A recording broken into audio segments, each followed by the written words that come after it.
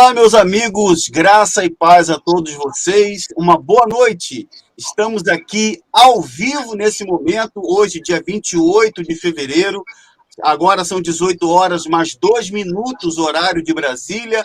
E hoje nós vamos apresentar aqui mais um relato ao vivo de um casal que teve uma experiência que eu considero, na minha opinião, a maior crueldade da instituição Igreja Universal do Reino de Deus, que é a vasectomia forçada. Nós temos aqui a companhia dos nossos amigos que estão agora aparecendo para você aí, o meu irmão amigo, o pastor Johnny e a sua esposa Isabelle, que estão conosco aqui, que vão poder dizer um pouco, contar um pouco da sua experiência, da sua trajetória dentro da instituição. E eu quero convidar você, que está me assistindo agora pela primeira vez, você que não conhece os bastidores da instituição, você que é uma pessoa que talvez tem visto uma coisa, mas na verdade a história é bem diferente. Eu convido você a se inscrever no canal, a deixar o seu like, compartilhe o vídeo com as outras pessoas.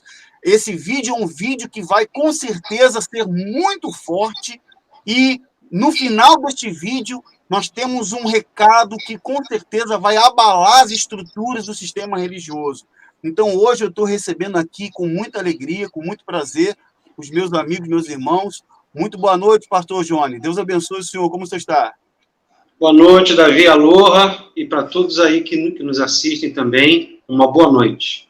Tudo bem? Amém. Graças a Deus. E a senhora também. Seja bem-vinda, dona Isabelle. Tudo bem com a senhora? Amém. Boa noite a todos. Tudo bem, graças a Deus. Amém. Graças a Deus. Olha, é muito importante que você que está assistindo a essa live, você compartilhe este vídeo. Nós estamos ao vivo neste momento.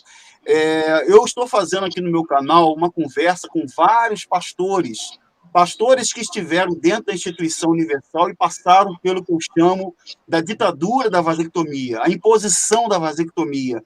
E esses pastores, o pastor Jones e a sua esposa, tiveram uma experiência muito dolorosa, inclusive, eu até conversando com ele, eu queria, pastor Jones, eu chamo o senhor de pastor porque o senhor ainda é um ministro.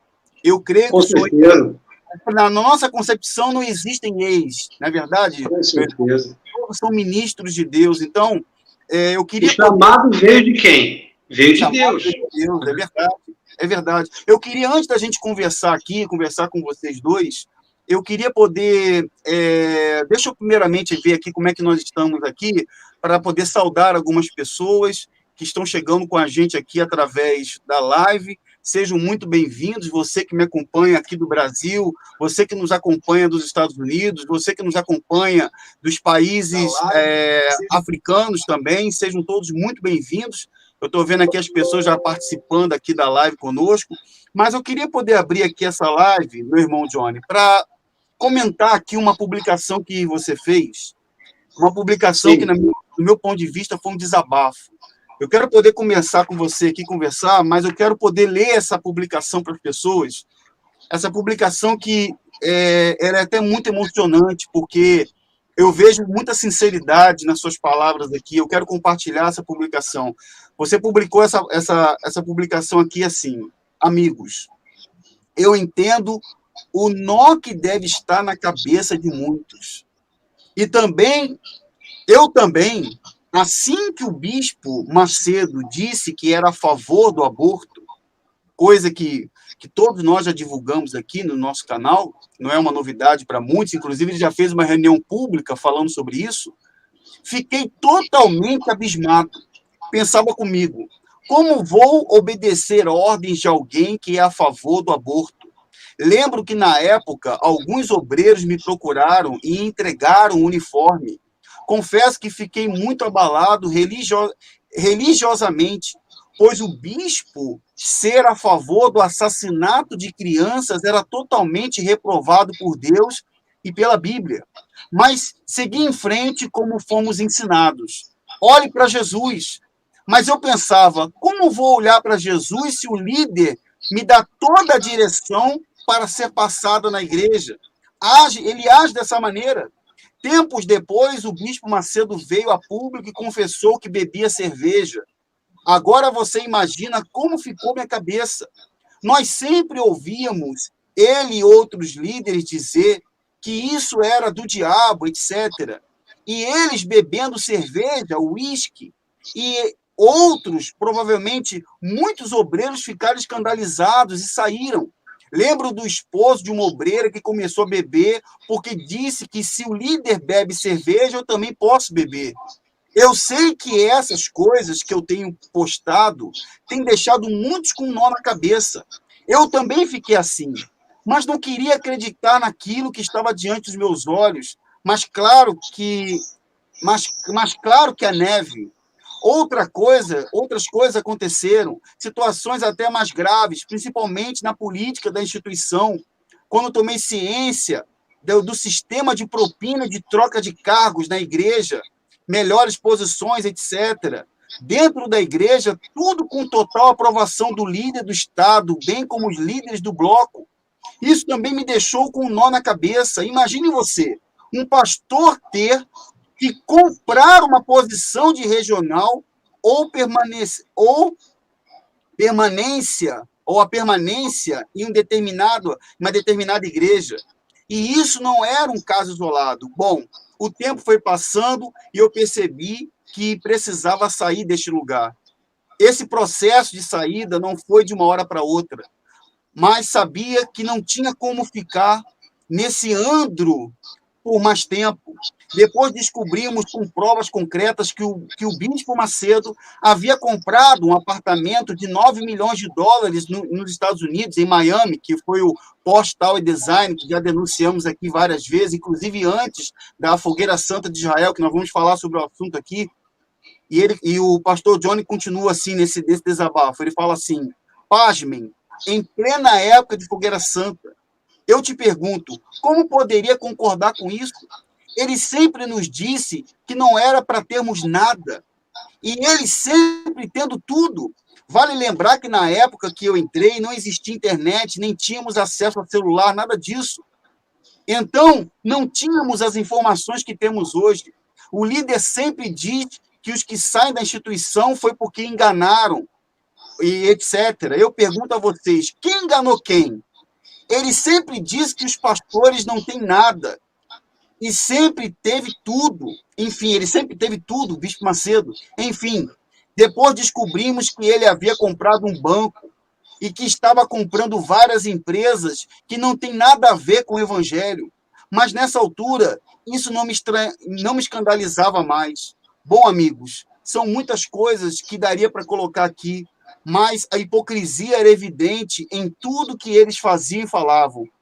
Ele sabia que o monte que ele dizia ser os pedidos da Fogueira Santa não era o Sinai, mas mesmo assim permitiu que os pastores continuassem dizendo que era o Monte Sinai. Isso tudo durante anos. O nó que deu na sua cabeça também deu na minha. Mas não me julguem, apenas trago verdades. Observação, a questão da vasectomia é um crime, sim.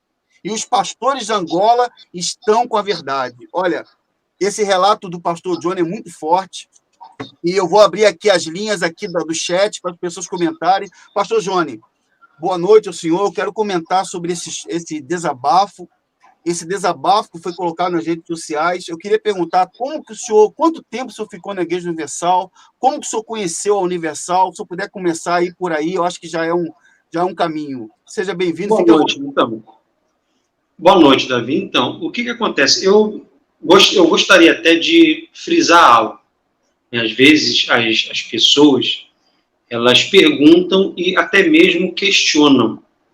Elas dizem assim, mas vem cá, por que vocês só estão falando, ou só falam, depois que vocês saem? A primeira coisa, Davi, e a quem assiste agora, nós só falamos quando saímos, porque lá dentro nós não podemos falar. Essa que é a realidade, meu amigo, minha amiga. Lá não é uma democracia, digamos assim. Lá é uma ditadura, onde nós temos que apenas obedecer aquilo que é passado pela liderança. Então, quando muitos dizem assim, poxa, mas vocês só falam depois que vocês saíram.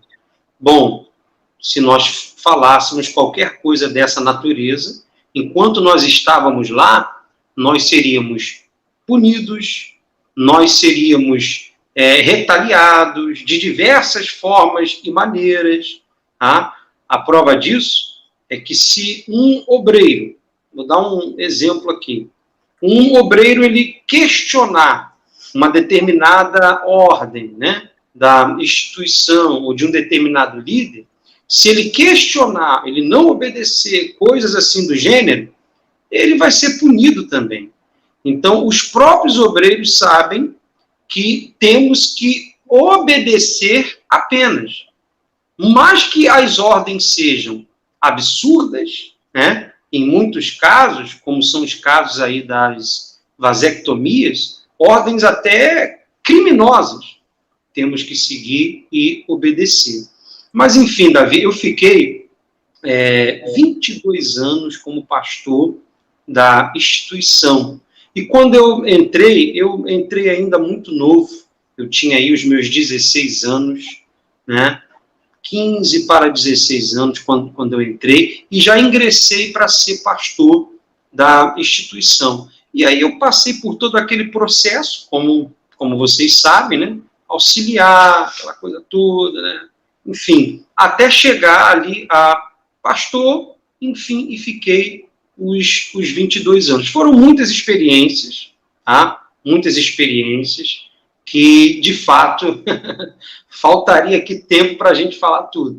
Sim, deixa eu lhe perguntar aqui, meu irmão, como você está contando, realmente, as pessoas, às vezes, que estão assistindo a programação pela primeira vez, elas devem pensar assim, mas a pessoa, o jovem, você entrou muito jovem para ser pastor. Sim, sim. Então, as pessoas têm curiosidade para saber como que como que ingressa um novo pastor, como que a Universal ela capta o jovem para ser pastor. Porque o que a Universal alega, principalmente em juízo, é que o jovem, quando ele entra, ele pode estudar, ele pode trabalhar. Na verdade, eu queria que você dissesse como que foi, você passou a ter o desejo de ser pastor e como é que foi quando você entrou na instituição como pastor, você se tornou um auxiliar. Naquele momento, o que aconteceu? Sim, Davi, a verdade é que a cúpula da instituição, ela se aproveita da boa-fé e da boa vontade desses jovens de querer, de fato, ali, ganhar almas, né? Ninguém entra assim, eu vou entrar para poder sair, ou eu vou entrar para fazer qualquer outra coisa. Não. Eles entram querendo ganhar almas, ainda mais jovens, como nós entramos. Porém, quando nós ingressamos, com o passar do tempo, nós, né, analisamos e vemos que fomos, eu sei até que o que eu vou falar é algo até duro e forte, mas é real. A cúpula acaba transformando esses jovens pastores em máquina de fazer dinheiro para eles. Eles não podem estudar. Tudo isso que lá em juízo, né, os advogados lá da instituição falam, inclusive levam algumas testemunhas, tudo isso não é uma realidade. Lá eles dizem que o jovem pastor pode estudar, ele pode trabalhar fora, ele tem férias anual, todo ano ele tem férias de 30 dias, ele não precisa ficar durante todo o período dentro lá da instituição, e é uma grande mentira, como nós sabemos, né? Não só eu, mas como todos os que assistem agora. Mas você podia fazer faculdade, você era orientado a buscar conhecimento fora, trabalho, você tinha profissão dentro da Universal como pastor? Ou como é que Jamais.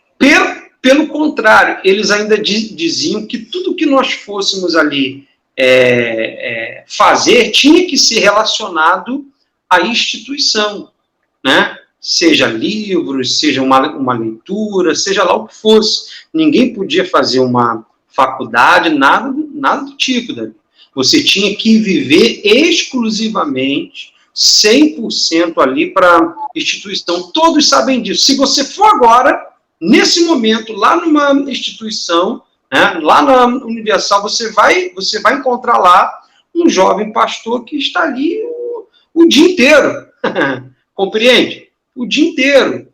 E, enfim, é 24 horas e, Davi, é uma grande mentira o que eles falam em Juízo. Pois é, eu queria também aqui aproveitar a companhia da sua esposa aqui, da dona Isabelle. Seja muito bem-vinda, minha irmã, e eu quero perguntar à senhora também, na questão da noiva de pastor. Eu queria saber, porque a senhora, além de ter sido noiva de pastor, né, eu digo assim, eu não sei como foi a entrada de vocês, no caso, você entrou, Johnny, você já... Solteiro. Entrou solteiro. Isso, passei por todo aquele processo, eu demorei aí praticamente uns 6 anos, praticamente, para poder ter a liberação para casar com ela. Até nisso nós não podemos... Tem que ter autorização. Sim. Ué, como assim? Se o bispo responsável, ele não assinar, ele não der a liberação, o pastor ele não casa. E olha, Davi, em muitos casos, se lá na hora lá da entrevista, o bispo ele olhar e falar assim, olha, não dá não, hein? Eu não fui muito com a cara dela e coisa e tal, enfim. Se ele cismar, o pastor ele não casa não. Essa que é a realidade. Eu já vi muitos casos assim. Pastores que tinham até já dado entrada no cartório, mas tiveram que desmanchar depois de ter até convidado toda a família. Amigos, entendeu? Mas deixa eu te perguntar, eu lembro, meu irmão Johnny, eu lembro de um episódio que ocorreu comigo na época do bispo Clodomir Santos, que deve estar assistindo o vídeo. Clodomir Santos, um abraço para você nos Estados Unidos, tá? As denúncias vão continuar. Mas, então, Clodomir, eu quero mandar um recado aqui, inclusive, para ele, porque eu estava nessa reunião, havia um corpo de auxiliares muito grande na nave auxiliar da catedral. Eu era noivo na época, e o Clodomir havia dito que preto não pode namorar com branca, nas palavras dele. Nas palavras dele, preto não namorava com branca e branca com preto e vice-versa. Então, existia muito isso. Eu queria perguntar a você se foi só comigo nessa reunião, que não era só eu que estava ali, havia outros que estavam ali. É uma realidade. Entendeu? Eles diziam assim, não, é porque se nós formos mandar o casal para um determinado país, um determinado lugar, não venha a ter ali nenhum tipo de problema naquele país, etc, etc. Mas nós sabemos que não era isso. Porque você veja, Davi, até os testemunhos que eram passados na televisão, muitos deles, né, quantas vezes eu já recebi telefonemas assim, o pastor fulano, tem que trazer um testemunho aqui na catedral, tal hora, tem que ser uma pessoa branca e de boa aparência. Era assim, Davi. Tá? Isso só veio a mudar um pouco na época do João Leite. Mas a maioria, né, era tudo assim, existia sim uma distinção e uma diferença. Eu tive amigos que foram tolhidos, proibidos de casar, porque eles eram brancos e as suas noivas, né, eram ali negras, né, eram de cor. Isso aí é fato. Eu queria perguntar aqui para a sua esposa, para passar a palavra aqui à dona Isabelle. Dona Isabelle, como é que era a rotina de uma noiva de pastor? O que ela tinha que fazer para que ela pudesse se encaixar dentro do perfil de uma futura esposa de pastor, dona Isabelle? Boa noite, fique à vontade. Boa noite a todos. Um prazer enorme estar aqui, podendo declarar, né, podendo dar o nosso depoimento. A gente acaba mexendo em uma ferida, né, porque, como meu esposo falou ainda há pouco, ninguém entra para sair, não era o nosso intuito entrar e sair, fomos obrigados, devido a tantas coisas erradas, totalmente avesso à palavra de Deus, ao evangelho da essência, e uma das coisas erradas era isso que o senhor acabou de citar. A noiva, ela, para se enquadrar, se encaixar nos padrões universais, ela teria que ser do jeitinho que eles queriam que ela fosse.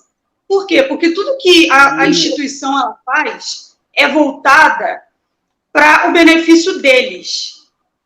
Eles trabalham numa dinâmica, tá, de um bom funcionamento da empresa deles. Essa que é a realidade. Então, se um funcionário, vamos falar a nível de empresa, ele não se enquadra, ele está indo para outro patamar, ele é tirado. Ele é puxado para baixo. Olha, vem para cá e entra no trilho de novo. E eu, como noiva de pastor, eu tive muitos entreventos assim, na minha vida, eu tive muitas intervenções assim, que eu precisei passar. Uma delas, eu me lembro que eu estava em casa e o Johnny me ligou e a gente estava namorando, nós não estávamos nem noivos ainda. E ele falou assim para mim, toda mulher, né, Davi, ela tem o desejo de ser mãe, né? Você sabe disso. Toda mulher, ela tem esse desejo. Só que eu já tinha ouvido falar que a instituição recomendava, porque ninguém obriga ninguém a nada. Na cabeça deles, não é uma obrigação. É uma persuasão tão sutil, tá? É um convencimento tão agradável, tão enredado, que nós vemos, poxa, realmente isso é a vontade de Deus para mim. Isso é o que Deus quer para mim. E acabamos por ingressar no que eles falam para nós fazermos, né? Perdão. E aí, ele me ligou e falou o seguinte para mim, olha, Isabelle, queria te perguntar uma coisa. Eu falei, fiquei até assustada, porque foi no meio da tarde, assim, repentinamente. Ele, olha, você quer ser mãe? E eu já sabendo de todo o trâmite, né, da instituição, eu falei, olha, eu até queria, mas se é pelo bem da obra de Deus, eu não quero mais. Eu vou ceder, eu vou sacrificar, eu vou fazer por onde para ser o mais agradável a Deus possível e fazer a obra de Deus de forma coerente. E ele, não, eu estou te falando isso porque eu não quero te enganar. Quero casar com você, eu te amo, mas eu não quero que você amanhã ou depois se arrependa, eu não quero tirar o seu sonho de ser mãe. Só que eu queria muito também fazer a obra de Deus. E quando nós entramos, nós nos lançamos nessa missão, né, nesse sonho de fazer a obra. E foi o que aconteceu. Nos pautamos ali naquilo que era pedido, né, e colocamos isso dentro da gente. Não, vou realmente seguir essa orientação deles. E tive que fazer muitas adequações aí na minha vida para chegar no patamar que eles pediam que as noivas chegassem. Tive que mudar de igreja, tive que ir para a sede, para ficar lá, para eles me observarem, porque, como meu esposo falou, eles tinham que observar e eles tinham que gostar da menina. Exato. Se não se adequar àquilo que eles exigiam, né, ela não poderia casar comigo. Supostamente, ela não estaria preparada para ser uma esposa. Os padrões. Né? Mas a senhora, deixa eu perguntar, você ficou no geral, quanto tempo como pastor, Johnny? Quanto tempo você ficou como pastor? Eu fiquei, Davi, da Universal? Eu fiquei 22 anos. Né? Eu entrei lá com os meus 16 anos e passei pelaquela fase toda, solteiro e tal, até que veio a entrevista com o líder, né, para a gente poder, então, ter a permissão para a gente casar. Casamos e fomos... Vai entrar... Não vai na cereja, não. Vai, sim. Depois a gente vai nessa parte da... porque essa parte aí, rapaz, é a parte que... Desculpa até cortar você, que, sinceramente, eu particularmente fico indignado, porque eu estou ouvindo a dona Isabelle falando agora aqui, e eu lembro de casos de noivas que foram levadas para casa de regional. Eu ia perguntar para ela agora se ela passou pelo... Por que eu perguntei isso? Porque, recentemente, as meninas estão tendo que se sujeitar ao chamado Godhood. Sim, é que na nossa época, né, ainda não tinha tantas coisas assim como tem, né, como vieram depois. Exemplo, quando eu entrei, não tinha essa forçação de barra toda com respeito à vasectomia. Eles estavam ali, digamos, iniciando aquela, entendeu? Aquela coisa de, temos que fazer a vasectomia. Mas ainda não existia aquela forçação de barra como é hoje, a ponto de eles exigirem isso até dos solteiros. Olha, só casa, né? E eles têm que fazer antes de casar. Essa que é a realidade, né? Então, eles vieram trabalhando ao longo do... Então, muitas coisas, Davi, devido ao tempo, a nossa época que nós entramos, nós não pegamos, né? Mas vieram depois, entendeu? Davi, Sim. Esse ponto que você tocou sobre ir para a casa regional, trabalhar na casa de alguém, sim, eu fui. Eu precisei ir para a casa do pastor, não foi bem um regional, foi o titular da igreja na época, né? E eu fui instruída a trabalhar na casa dele. E ali eu passava roupa, era como se fosse uma empregada, né? Era uma secretária. Um minutinho, por favor. Um minutinho, a senhora, então, trabalhou como se fosse uma diarista, vamos dizer assim, né? Sim. Trabalhava lá, uma empregada doméstica, trabalhou. Mas a senhora recebia por isso? A senhora recebia salário? Não. Na verdade, Davi, era uma triagem para o que eu ia viver quando me casasse. Porque a esposa do pastor, ela faz tudo isso. Ela é diarista, ela é contadora, ela trabalha em escritório, ela trabalha na parte burocrática, no escritório da igreja, ela faz tudo isso sem remuneração. Entende? Então, dizer, assim... Sim, por não. Pode continuar, Elizabeth. Então, sim, por não, estou ouvindo essa parte, ela é uma parte, assim, bem dolorosa, porque hoje, né, olhando pelo prisma que nós olhamos hoje, nós vemos que sim, era um trabalho, e deveria sim ser remunerado. Só que por que nós não fazíamos questão da remuneração? Ele, como pastor, recebia uma ajuda de custo. A esposa não, nem noiva, nem nada, e não recebíamos nada. Estávamos ali acompanhando o nosso marido e fazíamos o que era preciso. E, diga-se de passagem, tínhamos que dar conta da nossa casa, da igreja e, muitas das vezes, do sítio da igreja. E uma coisa, assim, muito bizarra, que hoje eu lembro e penso assim, meu Deus, como eu não questionava isso? É que um lugar tão rico, tá? Tão, assim, cheio de condições... As esposas eram chamadas para lá para limpar o sítio da igreja, porque a igreja tem um sítio, né? Onde eles se reúnem lá, a cúpula se reúne para fazer lá os tratados deles. E quem é que limpa aquilo tudo? Quem é que serve para estar ali para recepção? Sim, são as esposas. E pasme, Davi, quem leva o material de limpeza? A vassoura, o rodo, o pano de chão... o desinfetante, a esponja, é a esposa, que tira da pouca ajuda de custo dela para poder comprar, porque ela vai, olha a honra, ela vai limpar a casa de Deus, porque era assim que nos era passado. Davi, e assim, quando nós falamos, poxa, vocês estão se rebelando contra Deus. Não. Quando nós falamos, uma coisa é você se rebelar contra Deus. Outra coisa é você se rebelar contra heresias, contra algo absurdo que vem de uma cúpula, entende? Que nós não podemos aceitar. E quando nós falamos, e só falamos quando saímos, é porque lá dentro nós não podíamos falar. E essas ordenanças que vinham para nós, né, enquanto esposas de pastor, enquanto noivas também, elas não têm nada a ver com Bíblia, porque a palavra de Deus, ela não fala que nós temos que fazer ou acontecer para o homem servir cegamente, não. A obra de Deus, o evangelho da cruz, ele consiste em cuidar de órfão, de viúva e se manter incorruptível nesse mundo. Isso é evangelho. Por isso nós temos, né, imerecidamente essa graça de Cristo.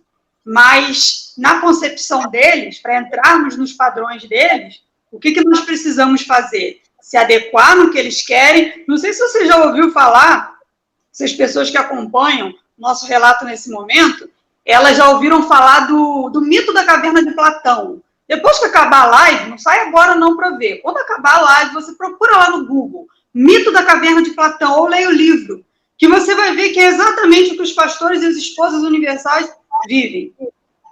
Elas ficam numa bolha, né? Lá no caso do mito da caverna de Platão, eram homens que ficavam virados para a parede, recebendo informações do mundo através de uma sombra refletida na parede. E quando um conseguiu se soltar, que viu que havia um mundo lá fora, e ele ficou num dilema, volto para avisar para quem está lá dentro ou não? E aí ele voltou. Sabe o que aconteceu com ele? Ele morreu.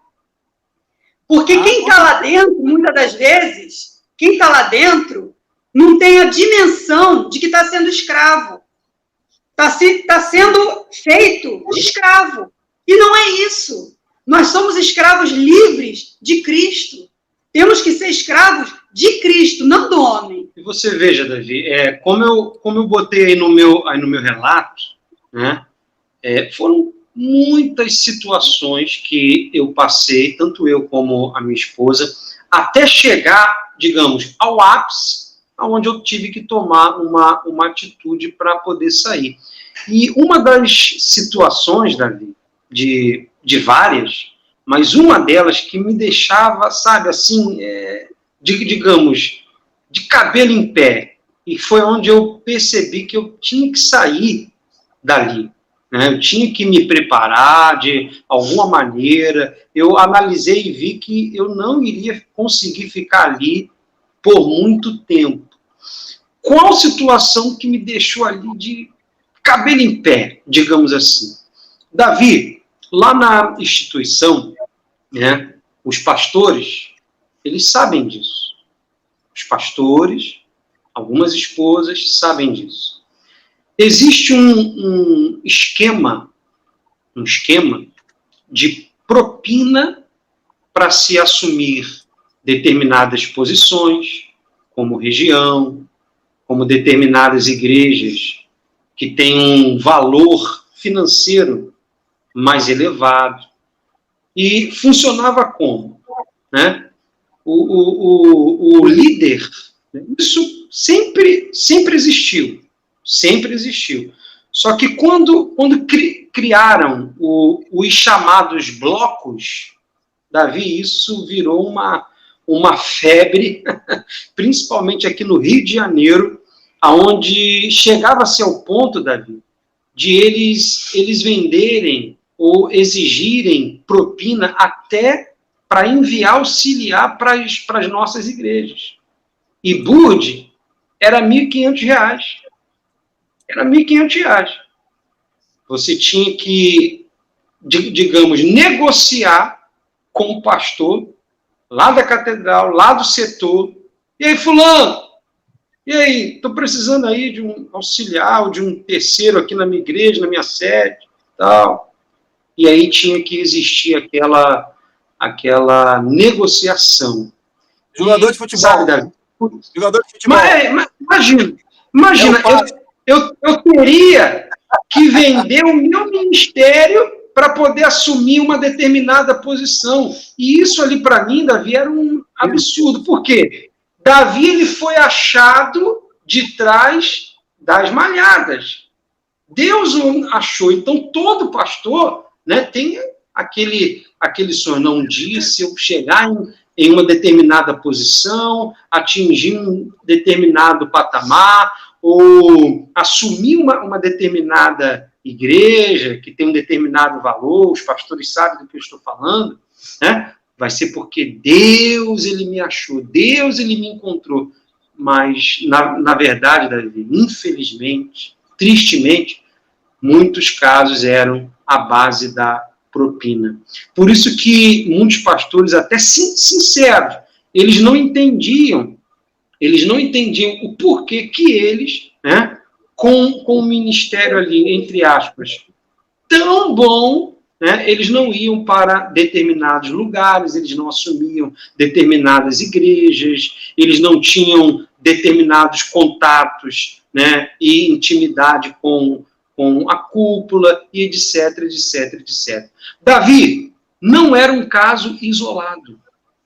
Não era um caso onde nós podemos falar assim, não, mas isso aí é um erro humano. Não. Existia isso espalhadamente com os líderes de bloco e existia também com o líder do Estado. Isso aí era fato. Eu posso até falar sobre uma experiência minha, né? A última que eu passei nesse sentido, né? Eu passei em uma determinada igreja, onde nós começamos ali a fazer o trabalho evangelístico, coisa e tal, e como era cobrado valores financeiros, como sempre é ali para o pastor, aquela igreja ela começou a desenvolver financeiramente e a coisa foi indo, a ponto de até chegar a passar em valores a sede da própria região, né? E aí, o que aconteceu? O regional, ele já era aborrecido comigo, porque eu não queria participar do esquema que rolava mensalmente para poder chegar junto lá com uma propina, né? Ele me chamou e disse, olha, você está passando aqui a minha sede e você sabe que, poxa, todo mês eu tenho que chegar lá no bispo tal, eu não vou aqui citar nomes, né? Mas eu tenho que chegar lá na sede lá do bloco e deixar tanto lá, Johnny, você sabe disso. E você crescendo muito lá, a coisa vai ficar feia aqui para mim e eu não vou conseguir deixar um valor bom lá para o líder. E você sabe, se não deixar nada lá, vai pegar para a gente. E Davi, ele queria que semanalmente eu deixasse lá um determinado valor para que ele pudesse, então, repassar para o líder do bloco. E eu nunca aceitei essas coisas, né? Vender o meu ministério, coisa e tal. Enfim, isso foi só um dos pontos. Esse esquema de propina que sempre existiu, mas de uma forma mais intensa, quando foi criado os blocos, né? Só para você ter ideia, Davi, até nos apartamentos, né? Lá tem um setor, que é o setor de locação, né? O pastor está precisando de um apartamento, ou ele se mudou, veio do interior, veio de outro estado, ele tem que procurar lá o determinado responsável daquele setor, né, para que ele venha ser direcionado lá para o apartamento lá da instituição. Davi, até nisso rolava propina. Não, Johnny, você simplesmente deixar um valor para que você pudesse ir, né? E dependendo do valor que você deixasse lá, você ia para um determinado condomínio, para um determinado apartamento, a coisa mudava. E se você não deixasse nada, vai morar junto. Agora eu quero fazer uma pergunta. Será que o Renato Cardoso, bondoso, Renato Cardoso é muito bondoso, eu assisti um vídeo dele agora há pouco, eu quase chorei, eu quase me emocionei. Renato Cardoso é muito bondoso. Eu queria saber, será que ele sabe desse esquema? Será que ele está sabendo que acontece isso dentro da instituição? Porque, meu irmão Johnny, teve uma publicação que nós fizemos, eu recebi essa imagem, inclusive, foi uma imagem muito tocante. Eu, sinceramente, chorei. Porque os pastores como você e outros que estavam ali querendo fazer um trabalho sincero, mas se deparavam com a corrupção, se deparavam com a heresia, se depararam com todo tipo de crueldade, não fazem mais parte do corpo eclesiástico da Universal, porque... Davi, sim, o sincero não consegue ficar. O sincero, ele vai sair, porque ou ele faz parte de toda essa sujeirada, né? Para poder permanecer, chegou ao ponto de eu ser até ameaçado que se eu não desse, eu iria perder a igreja. Pois é. Eu teria que separar o valor da minha igreja, enviar para aquele determinado líder, para que eu pudesse permanecer naquela igreja, entre aspas, abençoando as pessoas. Pois é. Não, eu ia dizer sobre um pastor que foi a publicação veio, inclusive acho que até você recebeu também, do pastor lá de Alagoas, que foi tirado do apartamento, está morando no escritório com um bebezinho. o bebezinho lá, o bebê de colo, e segundo lá o que foi passado, você talvez possa me corrigir se eu estiver errado, que isso foi uma punição para ele, porque parece que ele teve um filho. E isso ele não quis fazer vasectomia, a esposa engravidou, né? Teve a criança e represária. Meu Deus do céu, que crueldade, meu Deus, que crueldade. O homem com um bebê morando num cubículo lá no escritório da igreja porque teve a criança. Agora, o meu irmão Johnny... A instituição riquíssima, bilionária, e permite isso acontecer. Com certeza. Eu queria entrar aqui na questão da vasectomia, meu irmão. Eu queria perguntar a você, porque a dona Isabel estava falando agora há pouco, ela estava comentando que ela recebeu uma ligação que você já falando para ela, preparando ela emocionalmente, tipo assim, e aí, sondando, né? Tipo, sondando. Isso, é porque... Exato, porque, entenda, Davi, quando eu fui ali sondado para poder ter o meu casamento liberado, né? Então, o que aconteceu? Olha, você vai casar, mas você sabe que tem todo o trâmite aí da vasectomia. Tá? Os pastores eles estão sendo orientados a não ter filhos, e aquela história toda, né? Você vai ter filho da fé, ao invés de ter filhos naturais, filhos físicos, vocês terão filhos da fé, aquela coisa toda. E como a minha esposa falou, né? A gente tinha que se encaixar, que se enquadrar para que tivéssemos, então, o nosso casamento liberado. Então, pouco antes de nós irmos lá na entrevista, né, e até tempos atrás, eu vinha trabalhando isso dentro dela. Olha, Isabel, tem essa direção, tem essa ordem, e aí? E ela, como sabia de toda essa ordem, porque isso já vinha sendo passado também lá nas reuniões de noiva, então ela me falou, eu também não quero, né? Eu também vou optar, entre aspas, né? Eu também vou optar em não ter filhos. Tá, Davi? Mas que, na verdade, nós sabemos que existe toda uma pressão, todo um terror psicológico de diversas formas e maneiras para que o pastor faça a vasectomia. E se não fizer, né, ele sofre, então, retaliações.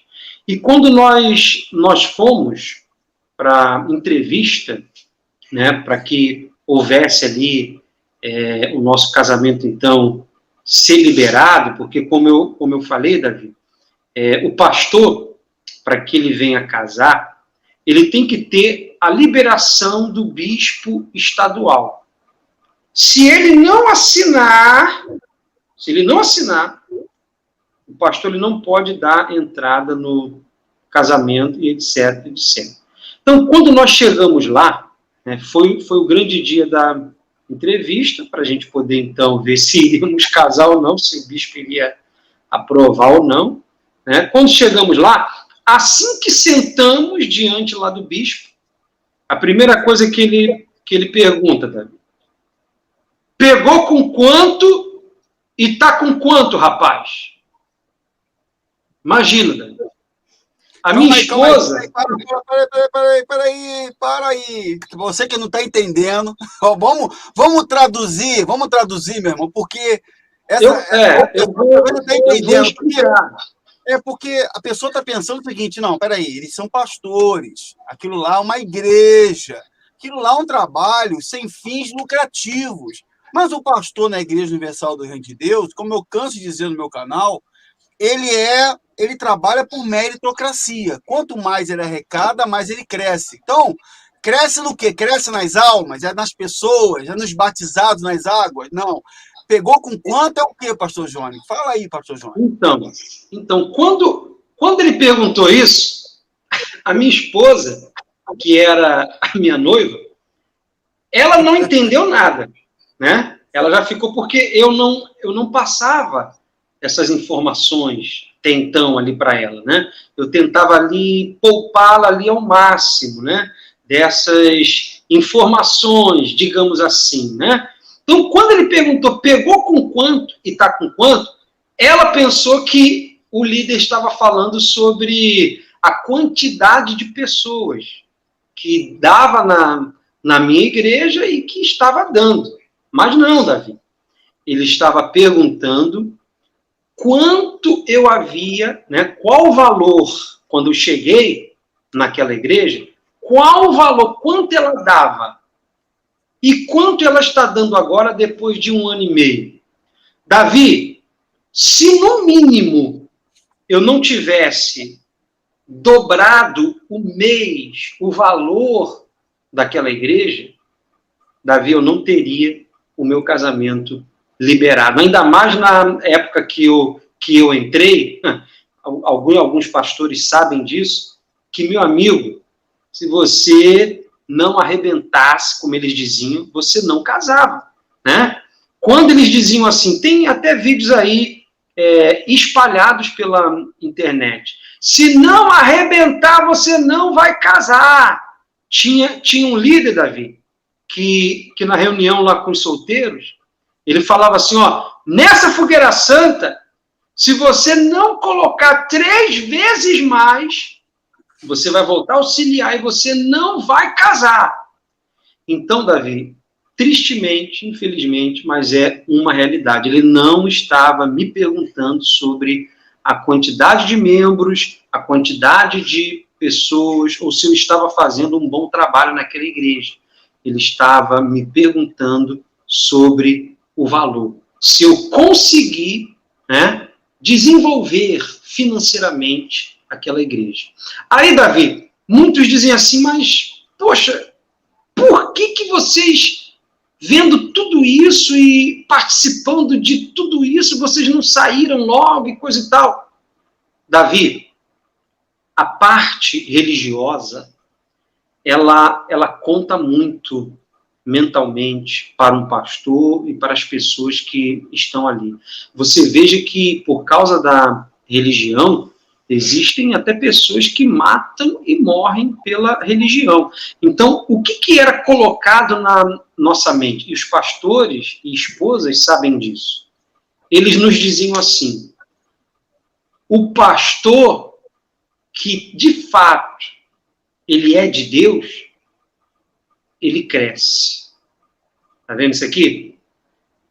Eles colocavam na nossa mente, nós éramos ensinados dessa maneira, que o pastor, o bom pastor, o pastor que era homem de Deus, de fé, o pastor que tinha o Espírito Santo, ele cresce. Eu já vi casos, Davi, de eu ouvir absurdos em reuniões de pastores com o líder máximo, onde ele disse com todas as letras, se você não cresce, isso aqui, ó, financeiramente, você não tem o Espírito Santo.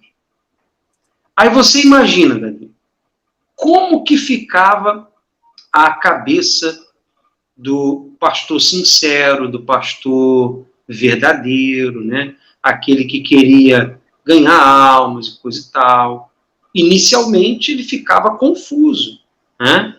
Porque precisa aí de muito tempo para que a gente possa, então, abrir de fato aí a nossa mente e entender que, na verdade, nós estávamos ali sendo trabalhados e transformados em máquinas de fazer dinheiro para a cúpula da Universal. Enquanto eles diziam assim, olha, pastores, vocês não podem ter nada, eles tinham tudo. Davi, como eu coloquei lá no meu relato, eu entrei em uma época que nós não tínhamos as informações. Não existia internet. Nenhum pastor, quando eu entrei, tinha celular. Alguns bispões que tinham. O radinho. Quando eu entrei, nós andávamos com um bip na cintura, né? E quando tinha alguma reunião, eles avisavam ali pelas mensagens naquele bip.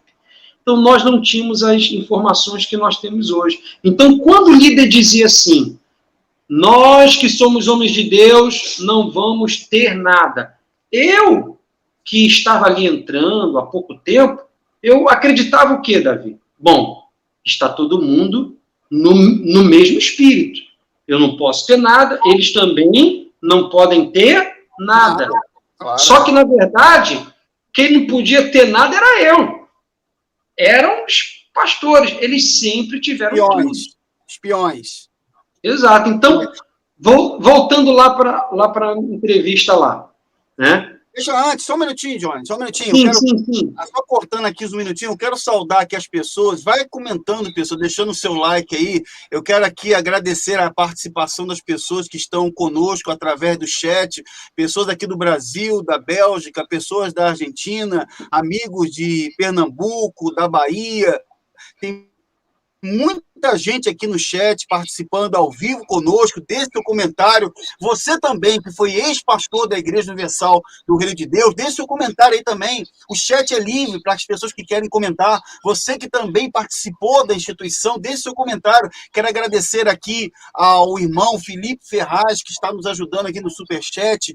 Você também pode ajudar o canal através da ferramenta do Superchat, que está disponível aqui no chat. Ajude a gente também, se você puder e quiser dessa maneira, tá bom? Um grande abraço aí ao Felipe Ferraz, tem muita gente que está participando aqui, deixando vários comentários, pessoas do Brasil, pessoas de fora, e eu quero entrar nesse assunto, meu irmão Johnny, porque está bem interessante essa conversa, porque nós sabemos que nós passamos, na verdade, o que você está contando, o que a sua esposa está contando, você, a dona Isabela, está comentando, é uma realidade que, infelizmente, os pastores eles passam lá dentro, como nós já falamos agora há pouco, o pastor não pode estudar, ele é privado de ter informação, ele não pode trabalhar, e ele é levado a um sistema que ele acredita ser um trabalho espiritual. Não, você tem que arrecadar, quanto mais você arrecada, mais as pessoas estão sendo abençoadas, é uma mentira. O povo não está sendo abençoado. O povo Davi, sim. Assim, eu passei por uma experiência com a Fogueira Santa, que é uma campanha que vocês sabem que, aonde, enfim, né, é a galinha dos ovos, né, como eles dizem. Enfim, Davi, eu passei numa igreja, Flamengo, e essa igreja, lá tinha um obreiro, e esse obreiro, ele sempre assistia às minhas reuniões, a gente batia sempre um papo e tal, até que veio uma campanha de Fogueira Santa. Davi, eu passei por uma experiência ali, que essa campanha, quando ela veio, esse obreiro, ele tinha uma enfermidade, onde ele tinha que fazer a hemodiálise. Era um bom obreiro, excelente, homem de Deus, tá? Mas ele tinha que fazer a hemodiálise. E, inclusive, a veia dele, né, ficava até alta devido a esses procedimentos que ele fazia. E veio a campanha. Esse obreiro precisava de um transplante de rins para que ele pudesse, então, ficar livre, né, de ter que fazer ali aquela hemodiálise quase que, entendeu, semanalmente, e volta e meia ele passava mal. Veio a Fogueira Santa. Pregamos lá a campanha. Quando eu acabo o culto, Davi, esse obreiro vem, ele me procura, e ele diz assim: pastor, eu consegui uma maneira de fazer o transplante. Tem um órgão lá para mim, eu consegui uma forma de fazer esse transplante, mas eu quero ir para o altar. Olha só, Davi. Porque ele precisava pegar um determinado valor financeiro, até considerável, e, sabe, fazer todo o tratamento, pagar aquele procedimento e coisa e tal, para que ele pudesse fazer aquele transplante e ficar livre daquela hemodiálise. E ele fala, mas eu quero ir para o altar, pastor, eu quero ir para o altar. E Davi, eu já tinha a minha mente ali já bem trabalhada, e eu chamei ele, né, até corri risco de o líder, né, ele me chamar a atenção ou me punir. Eu chamei aquele obreiro e falei, mas rapaz, você tem esposa, você precisa fazer esse transplante, cara. Pensa bem no que você quer fazer. Não, pastor, eu quero fazer e coisa e tal. Aí eu falei assim, Davi, eu não queria que ele fizesse. Isso aí é fato. Mas como lá, né, se eu abrisse isso claramente, eu poderia ser punido. O que eu fiz? Eu falei, olha, o obreiro fulano, deixa eu falar aqui com um pastor tal, que era o líder, né? E ele vai te dar uma posição melhor e coisa e tal. Davi, fui lá, passei lá para o líder, né? Até porque eu não era o responsável daquela igreja ali do Flamengo, eu só auxiliava aquele líder, né? Então passei tudo ali para o líder, o que o obreiro queria fazer, ainda expliquei, olha, ele tem que fazer um transplante, coisa e tal. Davi, o líder, chama ele lá. Virou para ele e disse assim, vai pro altar, rapaz, com toda a tua força, e coisa e tal. Davi, tempos depois, quando chegou a época de entrega daquele envelope, ele me procurou, entregou um montante e a chave do carro, acho que na época era um Kia Soul, acho que era um lançamento, e ele entregou.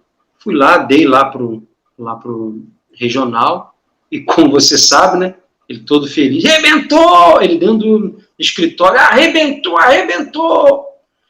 Aí eu saí daquele escritório, Davi, pensando assim, meu Deus, toma conta desse obreiro. Davi, tempos depois, esse obreiro, por não ter feito ele morreu. Morreu. Meu Deus do céu. E comprou a cura dele. O homem que tentou comprar a cura dele. Aquilo ali, sabe, me marcou muito. Meu Deus. Porque, assim, ao meu ver, né, porque os líderes fazem isso. Quando eles estão com alguma questão ali de saúde, eles vão para os melhores hospitais. Inclusive, construíram um para isso. Sim. Né? Então, ao meu ver, era para aquele obreiro ter feito o quê? Olha, eu vou fazer o transplante. Davi, olha, aquilo ali para mim foi uma coisa que me deixou, sabe? Foi uma das coisas que me deixaram ali com... E eu dizia ali para mim mesmo, eu tenho que sair desse lugar. Esse não é o evangelho a qual eu deixei tudo para poder pregar. Eles estão apenas me transformando, usando os meus dons para me transformar em máquina de fazer dinheiro ali para eles. Entende, Davi? Então foi a minha experiência ali com essa fogueira santa, tá? E por mais que existam pessoas que até digam, não, eu fui beneficiado, eu fui abençoado. Irmão, irmã, entenda, você não precisa dar nada para que Deus faça algo na sua vida. Apenas use a sua fé. Tá? E se for da vontade de Deus, ele vai fazer ou não. É assim. Só que, infelizmente, como o nosso amigo, o William, ele sempre fala, né? Nós fomos ensinados errados e, né, passávamos ali também. Eu queria aproveitar aqui, não cortando aqui, meu irmão, mas... falando aqui sobre a questão da vasectomia, porque é tanta crueldade, a gente vê a maldade, porque não há piedade das pessoas, não há misericórdia das pessoas, não há misericórdia dos ministros, dos pastores, porque o pastor é tratado como nada, o pastor ele é, infelizmente, privado daquilo que Deus deu, que, na minha opinião, é uma bênção. Eu penso na criança como uma grande bênção de Deus, apesar de eu não ter filhos, mas eu vejo o casal que sonha em ter filhos, e isso ser bloqueado, ser impedido disso acontecer, sim, é uma coisa terrível. É criminoso, né, velho? É criminoso, e eu queria, assim, entrar nessa questão porque eu queria saber como foi, meu irmão. Eu sei que são tantas experiências terríveis. Sim, sim. É importante que as pessoas que estão assistindo compartilhem esse vídeo, ex-pastores possam entrar, e eu quero dizer mais. Aguarde aí, porque no final desta live eu vou me dirigir aos pastores do sistema. Pastores que estão lá dentro, estão oprimidos, tomando remédios, pastores e esposas que sofrem também, a dona Isabelle talvez possa falar até melhor, esposas que sofrem muito lá dentro, porque são oprimidas, passam por muitas coisas e não podem falar nada, não podem nem expressar isso, ficam para elas. Então, eu queria aproveitar essa oportunidade, pastor Johnny e a sua esposa Isabelle, para que vocês possam falar, porque a questão da vasectomia é uma coisa tão cruel. O fato do pastor, talvez na hora, ser aquela motivação, não, você não vai ter filho, vai ter filho para a fé, filho da fé, mas ficam marcas. Sim, marcas. Davi, é o que eles colocam na cabeça do jovem pastor. Olha, você vai ter filhos na fé, abra mão dos seus filhos naturais para que você possa ter filhos na fé. Só que, na verdade, Davi, nós sabemos que a visão não era essa, a visão da cúpula. A visão da cúpula era economia. Economia. Pastor que não tem filhos, né, menos despesa. Né? E fora nas questões de transferências desse pastor, né, teria uma facilidade maior. Mas, enfim, quando a nossa experiência com a vasectomia, ela foi a seguinte, Davi. E agora eu até gostaria de dar um alerta até aos pais, né? Você que tem filho, pastor, filha, que é esposa de pastor, ou está para ingressar como esposa de pastor nessa instituição, fique bem ligado, analise bem, marque em cima. Por que eu digo isso, Davi? Porque a instituição, ela diz assim para os jovens pastores, olha, você vai fazer a vasectomia, então, olha, não conte para os seus familiares. Essa foi a experiência que eu tive. Olha, só fale depois, muito depois. Não conte antes, mas por quê? Porque eles podem reclamar, eles não vão entender a sua fé. Eles não vão entender a nossa fé e vão querer embargar e coisa e tal. Eles sabiam que se o jovem pastor procurasse os seus familiares, né, e dissesse assim, olha, eu vou fazer uma cirurgia de vasectomia e nunca mais eu vou ter filho. Poxa, os familiares, né, a mãe daquele pastor que gostaria de ser avó, a mãe daquela esposa que gostaria de ser avó, o pai e vice-versa, iriam, né, manifestar ali aquele lado contrário à coisa. Então, nós chegamos lá na liderança, para poder ter o nosso casamento aprovado ou não, e uma das condições, Davi, que o bispo líder do estado deu, foi a seguinte, olha, o Johnny, eu vou liberar, mas eu só assino, que é caneta, eu só vou assinar se você se propor a fazer a vasectomia. E naquele momento eu lembro que naquela mesa ali, diante ali do bispo, eu até cheguei a dar uma respirada. Mas eu, né, achando que estava seguindo a direção de Deus, queria casar, toda aquela pressão em cima, se você não fizer o teu ministério, ele não vai desenvolver, você sempre vai ficar aí, vai ser mais um pastor, e coisas que eles colocam. E disse para o líder, então tá bom, eu vou fazer. Eu saí dali, Davi, com o meu casamento liberado, mas com o meu sonho de de ser pai tirado de mim. Tá? E quando eu casei, fui para a lua de mel. Uma semana depois, né? Que a minha lua de mel praticamente foi uma lua de mel de 2 dias, né? A nossa a gente casou e foi para a igreja. Aí depois tivemos lá uns dias, foi uns 2 dias. Quando eu voltei, Davi, já estava lá toda a papelada, né? E a clínica clandestina. Eu digo clandestina porque para que o homem faça uma cirurgia como essa, ele tem que ter aí no mínimo 25 anos e 2 filhos. 2 filhos. Isso nunca foi respeitado pela cúpula da instituição. Eles não respeitam isso, esse processo de pastor tem que ter 2 filhos e tem que passar por todo um processo psicológico e tem que ser avisado ao Ministério Público. Nada disso, nada disso, nada. Por isso que as cirurgias de vasectomia nos pastores, elas são feitas clandestinamente. Clandestinamente. Porque, Davi, é ilegal, é contra a lei. Você vê toda essa repercussão lá de Angola.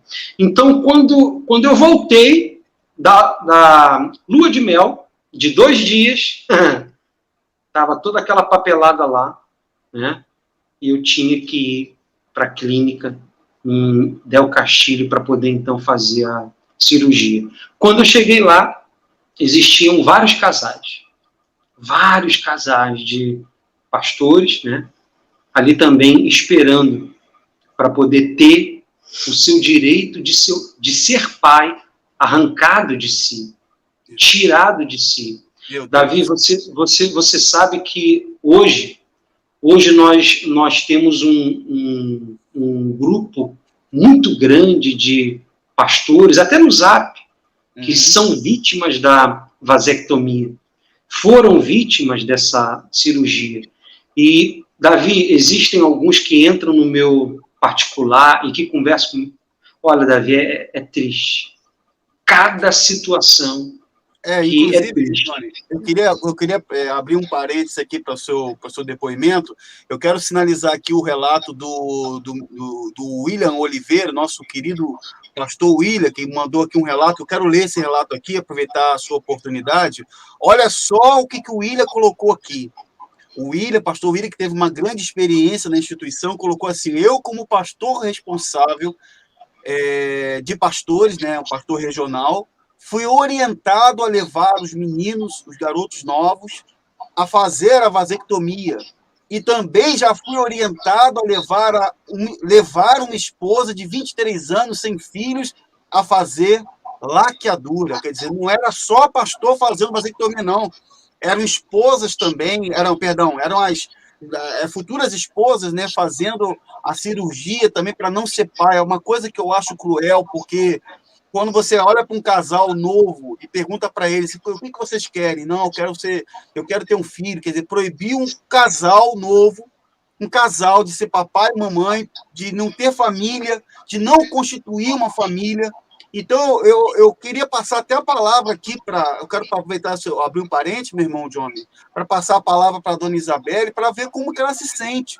Como que ela se sente depois disso, depois de ela ter entendido, eu vou colocar com essas palavras aqui, minha irmã, o que é a Universal, você entendeu o que é o sistema religioso. A princípio, como foi para você receber essa notícia e depois, quando você começou a entender, como foi para você isso, minha irmã? Então, Davi, nós estamos até fazendo assim um pupurri, né, de crimes, das coisas erradas que acontecem lá dentro. E a pessoa fala assim, mas o chamariz não era a vasectomia? Sim, é a vasectomia. Estamos aqui para dar nossa declaração de que hoje eu, Isabelle, não posso ser mãe. Por quê? Porque o meu esposo, ele é vasectomizado. Nós temos 19 anos de casado e nós não temos filhos, porque fomos obrigados a fazer essa operação porque seria melhor para a obra de Deus, seria melhor, é a vontade de Deus e tudo mais.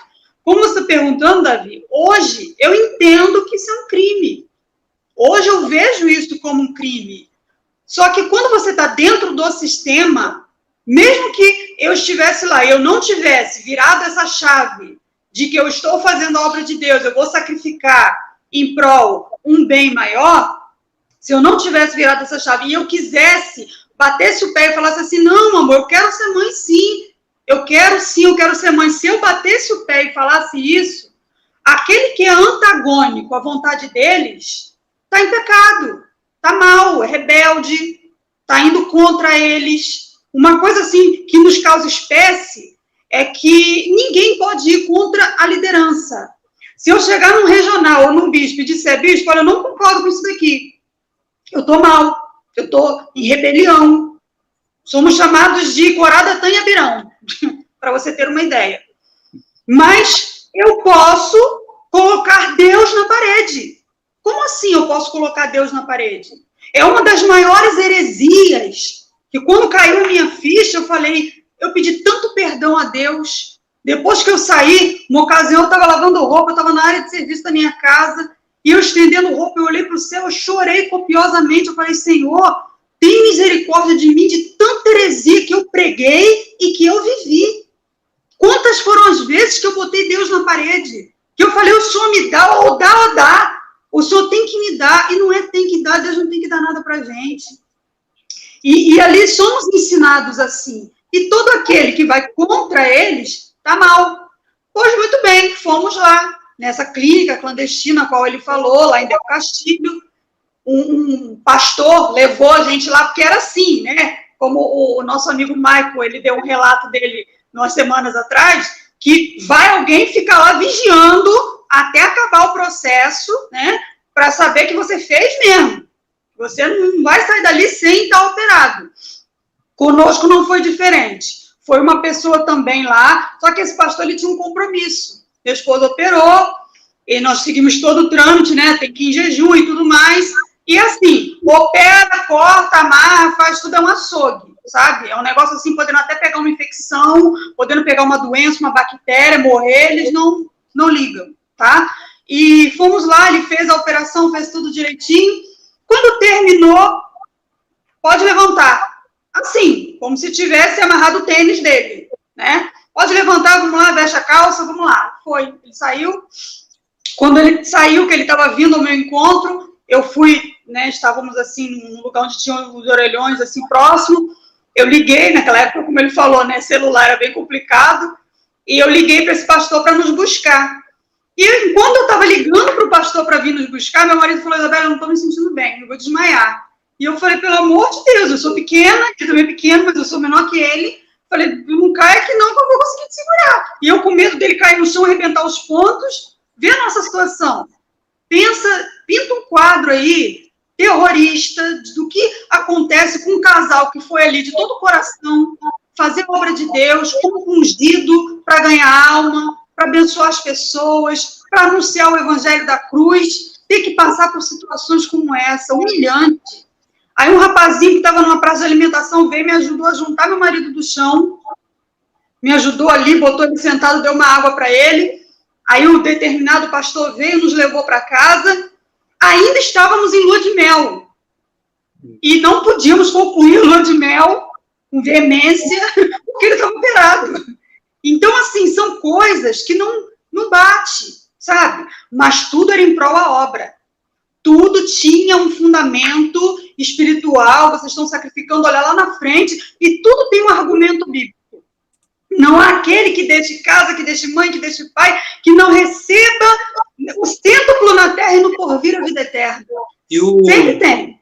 O pastor, a esposa, ele tem que se perguntar, você que está aí dentro agora, e você tem todas essas informações que nós não tínhamos antes, você tem que se perguntar, poxa, será que eu preciso fazer isso tudo mesmo? Só para poder pregar o evangelho? Eu tenho que ser vítima de todos, sabe, todo esse, para poder pregar o evangelho? Claro que não, né, Davi? E uma coisa, Davi, que você estava falando aí, uma coisa você falou assim, o pastor não pode fazer faculdade, o pastor não pode isso, fazer aquilo, a esposa também não. Sim. A esposa não, porque enquanto o pastor está pastoreando a igreja, né, a gente até entende, é coerente até, em certa forma, até certo ponto, o pastor está tomando conta da igreja, e a esposa? Por que ela não pode fazer uma faculdade enquanto o pastor está lá pastoreando? Não será porque a filha do líder também não fez faculdade, porque ele confessou em público que ele não deixou ela fazer faculdade? Não será por isso? Ou talvez porque... Aí entra o gancho, passando para o meu irmão Johnny, do mesmo princípio. Será que porque a filha do líder também não pode ter filhos, então os outros também não podem ter? Davi, olha só, e pelos áudios que nós temos, vídeos aí, e até relatos de reuniões que nós tínhamos com líderes mais antigos, todos esses crimes e essas coisas absurdas que nós vemos aí, né, praticadas, foi por causa de pensamentos doentios aí da liderança, que diziam assim, ninguém mais vai ter filho. E por isso a gente tem aquele áudio onde a própria filha lá do líder disse assim, olha, ele é o Abraão. Se ele falar, vai todo mundo circuncidar, vai todo mundo circuncidar, acabou e pronto. E não tem esse negócio de questionar, não. Não tem esse negócio, mas eu acho isso, mas eu quero aquilo. Não é o que você quer, é o que o Abraão falou. Quer dizer, são pensamentos, Davi, doentios.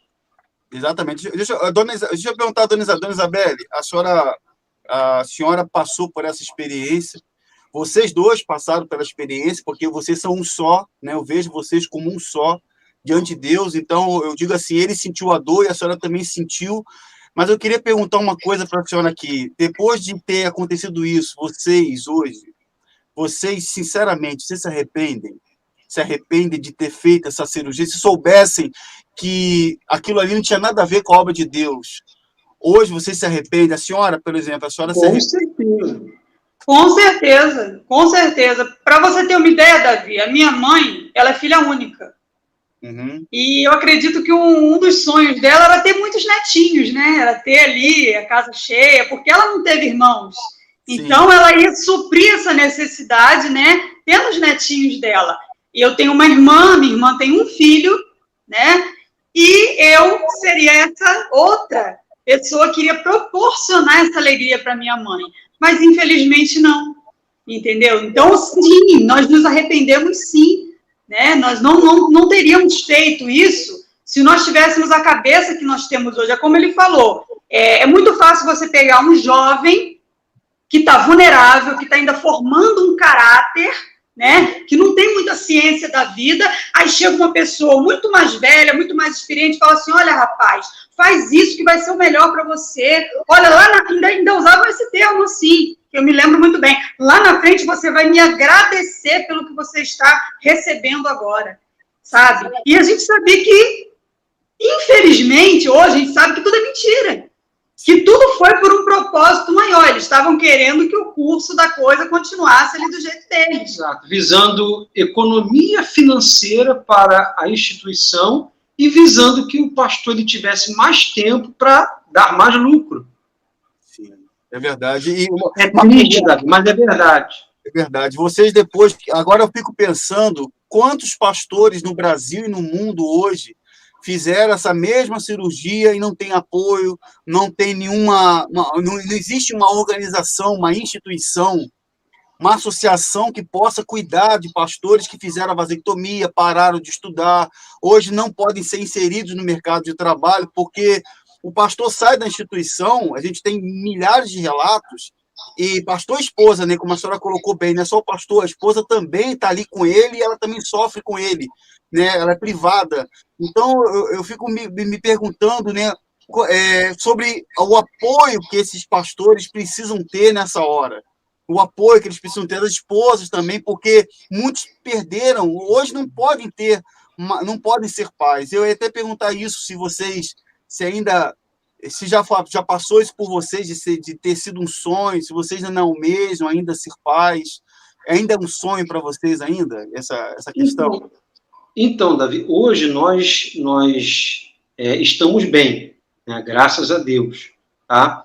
Nós não podemos falar assim, olha, vai ser algo que nós nunca vamos, né, ter, né? Claro, fisicamente não, mas quem sabe a gente adotar e coisa e tal, porque no nosso caso, nem uma reversão tem como, porque já se passaram muito tempo. Mas olha, Davi, nós conhecemos vários casais que, olha, igual nós também, que choram por causa, sabe, desse arrependimento por ter feito essa cirurgia. Meu irmão, olha, eu sei que a conversa nossa está muito boa, né? Olha, tantos assuntos que a gente poderia estar entrando aqui, eu sei que a gente foi falando, foi conversando aqui, mas eu gostaria de, para a gente aqui, nós estamos com 1h21 de live, eu já estou aqui com muitas pessoas aqui participando. Passou rápido, né? É rapidinho. A gente começa a falar alguma coisa interessante, começa a ficar... vai passando rápido, mas eu gostaria de pedir aqui, eu vou deixar aqui uma coisa muito importante, um recado que eu quero passar, mas antes, eu gostaria de pedir ao senhor, a vocês, tanto você, meu irmão Johnny, como a sua esposa, que deixasse uma consideração final, um recado, principalmente para esse jovem que está na instituição, a família que tem um jovem na instituição lá, que está com sonho de ser pastor, essa jovem que não, eu quero ser esposa de pastor porque eu vou ganhar almas. Qual o recado que hoje, você também, eu queria que você deixasse um recado também para os pastores que estão lá dentro, casais que estão lá dentro, passando por ti. Eu queria que você deixasse uma mensagem para esse pessoal, como consideração final. A palavra é de vocês agora.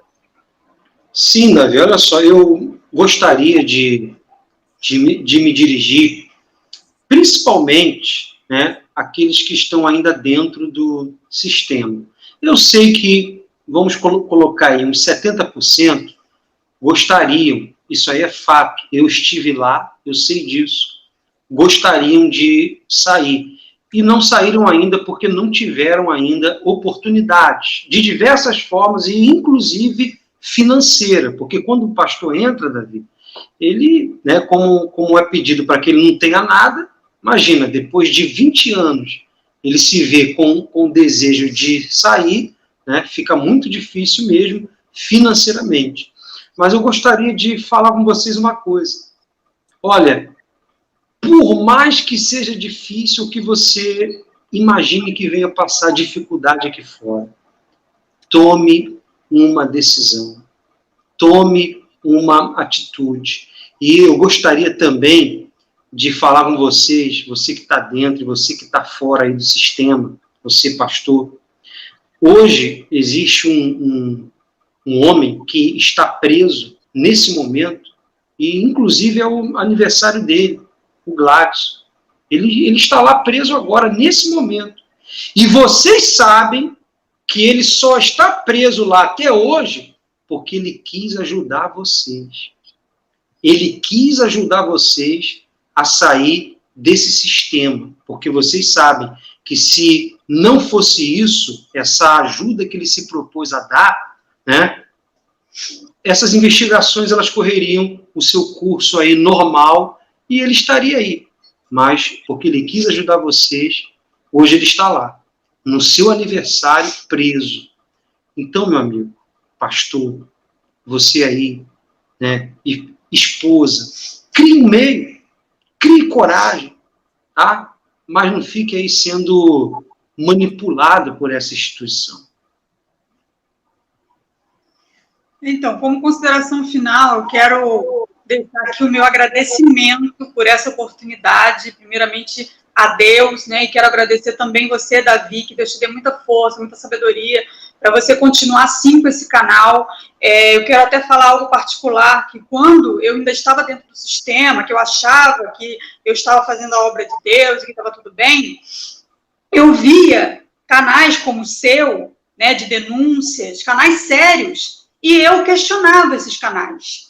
Eu questionava, eu falava, meu Deus, por que essas pessoas, elas não usam esse espaço no YouTube, no Facebook, no Instagram, para poder falar de Jesus, para poder ganhar almas? Eu questionava, eu criticava. Por isso que eu não condeno você que hoje entra, muitas das vezes, no comentário e fala, por que você não vai fazer outra coisa, você não vai ler a Bíblia? Eu já vi diversos comentários assim. Só que nós estamos aqui prestando, sim, um serviço. Primeiramente, um serviço a Deus. porque nós queremos tirar pessoas de um buraco, de uma cova, de uma escuridão, de ser guiados por guias cegos, porque é o que está acontecendo. Foi o que aconteceu conosco, e é o que continua acontecendo. Então, eu quero aqui deixar o meu carinho para todos os obreiros, obreiras, membros que respeitam a nossa vida, sabem do nosso caráter, que conhecem a nossa seriedade, que sabem que não estamos aqui levianamente, não estamos ganhando nada para estar aqui, nada, estamos aqui implícitos em fazer o que Deus quer que nós façamos, que é falar a verdade. Nós nos calamos por muito tempo, justamente pensando em vocês, pensando nessas pessoas, não porque não vamos escandalizar essas pessoas, o que vai acontecer com a alma delas, só que nós precisamos falar, porque Jesus ele disse, conhecereis a verdade e a verdade vos libertará. E essa é a verdade que o evangelho da cruz ele não obriga ninguém a nada, ele não coloca peso em cima de ninguém. Jesus ele disse, o meu fardo é leve, meu jugo é suave. Não tem que ninguém nesse momento que está se sentindo oprimido. Você ainda agora perguntou sobre o estado emocional de esposas que estão lá dentro. Eu conheço esposas que estão lá dentro nesse momento, que estão com síndrome do pânico, que estão passando por depressão, crise de ansiedade, que estão tomando remédios, porque estão lá dentro e não aguentam mais a opressão que vivem. Que todas as quintas-feiras, você que está aí dentro do sistema, você sabe o que acontece às quintas-feiras. É um show de terror. É um vale tudo espiritual. E isso não é de Deus, isso não agrada a Deus. Isso só está acabando com o psicológico. Nós temos aí uma crise chamada, é uma síndrome, né? Síndrome de burnout, que é o estresse, a sobrecarga de trabalho. Quantos estão ali dentro assim, sobrecarregados mentalmente, emocionalmente, fisicamente e espiritualmente? Então, meus irmãos, vocês que estão aí dentro, vocês não precisam carregar esse peso. Davi, mais uma vez, muito obrigado por esse espaço, tá? Davi, sistema, feliz aniversário, Gladys. Amém. Meus irmãos, olha, eu, sinceramente, antes de finalizar aqui, eu já me sinto honrado de estar com a presença dos meus amigos aqui, meus irmãos, o ministro, o pastor Johnny, ministro, e a sua esposa, a dona Isabelle, com a gente aqui dando esse relato, esse depoimento. Eu quero finalizar essa live, eu queria ficar aqui com o pastor Johnny e a dona Isabelle para dizer o seguinte, uma coisa muito importante que eu vou falar agora. Por favor, preste muita atenção. Você que é pastor da Igreja Universal do Reino de Deus e de outras parecidas que adotam a mesma ditadura, a mesma regra, o mesmo mandamento e colocam seus pastores para se sujeitar a tamanha crueldade. Eu quero dizer para vocês o seguinte, Igreja de Cristo, preste atenção que eu vou falar para vocês agora, Igreja de Cristo não processa. Empresa pode processar uma pessoa pode processar uma empresa, agora a Igreja de Cristo não processa. A Igreja de Cristo ela não processa, inclusive, está aparecendo para vocês aí no vídeo, o Senhor Jesus, o autor e consumador da nossa fé, no livro de Mateus, capítulo 5, a partir do verso 39 ao 45, Jesus fala assim, ó, igreja não processa. Jesus falou assim, eu, porém, vos digo, não resistais ao perverso, mas se alguém te ofender com um tapa na face direita, volta-lhe também a outra. E se alguém quiser processar-te, olha aí, ó, processar-te, tira-te a túnica, deixa que leve também a capa. Assim, se alguém te forçar a andar 1 milha, vai com ele 2. Dá a quem te pedir, e não te desvie de quem deseja que lhes empreste algo. Ame os que te odeiam. Então, olha só o que Jesus continua dizendo, presta atenção, para você que está aí dentro do sistema, talvez como a dona Isabelle colocou agora, você pense assim, não, eles são perseguidores. Meus irmãos, esse vídeo não tem o objetivo de difamar ninguém, pelo contrário, e eu quero falar para você que está dentro do sistema, Jesus disse assim, ó, ouviste o que foi dito, amarás o teu próximo e odiarás o teu inimigo. Naquela época era assim, era olho por olho, dente por dente. Jesus disse, eu, porém, vos digo, amai os vossos inimigos e orai pelos que vos perseguem, para que vos torneis filhos do vosso Pai que está nos céus, pois ele faz raiar o sol sobre os bons e derramar chuva sobre os justos e injustos. Quando a Universal ela foi processada por alguns católicos, alguns anos, na década de 90, porque houve aquele episódio do chute na Santa. Quando a Universal foi processada naquela época, Marcelo Crivella, ex-prefeito do Rio de Janeiro, ele fez uma música. Você se lembra da música? Um chute na heresia? Naquela música, Marcelo Crivella, ele disse o seguinte, no último refrão da música, sabe o que o Marcelo Crivella falou? Porque mover processo na justiça, se ela é Deus, ela me castiga. Ué, quer dizer que, segundo Crivella, os católicos deveriam confiar na Aparecida para que ela se vingasse ou ela retribuísse os seus opositores. Mas e eles? E a liderança da Universal? Confia em quem? Em quem vocês confiam? Será que vocês confiam mais na Rede Globo? Perdão, ou vocês confiam mais na sua emissora de televisão, na TV Record, ou nos seus advogados? Você não confia no Deus que vocês pregam? Por isso eu quero me dirigir para você, pastor, que está aí dentro. Você, pastor, esposa que está aí dentro, está me assistindo agora. Você tem direitos. Você tem direitos. Você, como o casal que nós conversamos aqui agora, passaram por experiência, você tem direitos. Você tem direitos. Se você quer saber se você tem direito, você faz o seguinte, você não vai sair agora, nesse momento, você vai me mandar um e-mail, tá vendo o e-mail aparecendo na tela aí, ó? Me manda um e-mail só com a frase, sou pastor e tenho direito. Me manda lá no e-mail ou me mande pelo WhatsApp, tá aparecendo meu WhatsApp na tela aí agora. Você que é pastor da Igreja Universal do Reino de Deus ou de outra instituição parecida, não saia nesse momento. Se prepare primeiro, prepare as suas malas. Me manda um WhatsApp, me manda um e-mail, nem que seja escondido, nem que seja por outra pessoa, e diga, sou pastor e tenho direito, que eu posso garantir para você. Em breve, vocês terão uma grande novidade. Em breve vocês terão uma novidade. Mais uma vez quero agradecer aqui a companhia, a presença dos meus queridos amigos, irmãos em Cristo Jesus, o meu irmão Johnny e a sua esposa, Dona Isabelle, e nós vamos terminando aqui essa live, mais essa live, e dizendo a todos os pastores, pastor, você tem direito. Deus abençoe a todos vocês, pessoal. Um grande abraço e até a nossa próxima live. Um abraço, meus irmãos. Deus abençoe vocês. Deus abençoe.